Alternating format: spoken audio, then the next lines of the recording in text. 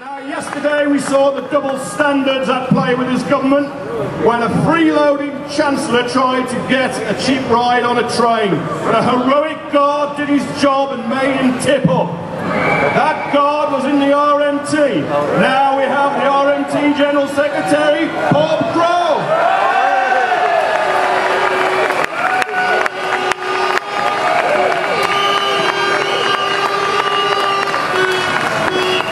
Comrades, brothers and sisters, you just heard John Hammett, who's doing his union's doing a hell of a lot of work on violence at work.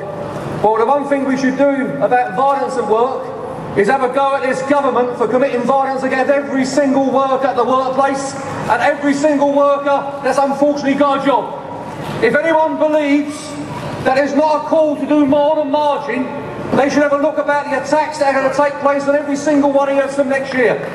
Every single one of us who as a boss is now saying that you have got to be in employment for 2 years before you can go to a tribunal, and when you go to a tribunal you're going to have to stump up nearly £1,500 just to get to a tribunal. At the same token goes, these people are running around the place freezing people's pay, cutting people's pay, and what they're doing is they're not allowing workers to come into employment.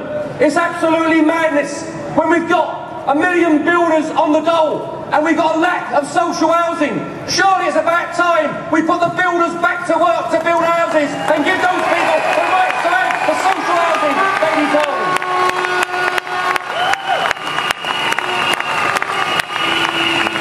It's about time we started laying down our demands, because it's no good Ed Miliband coming here and saying that he's with us today.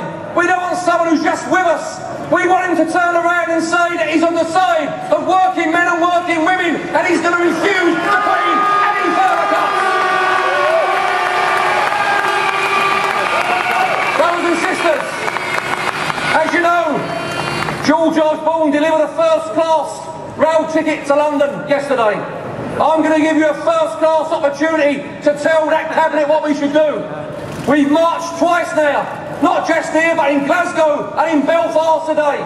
It's about time that meetings like this not only just don't walk up and down, but we turn around and reaffirm our faith and our belief. Now's the time to turn around and say that if we're all under attack, then we've all got to defend ourselves together. It is about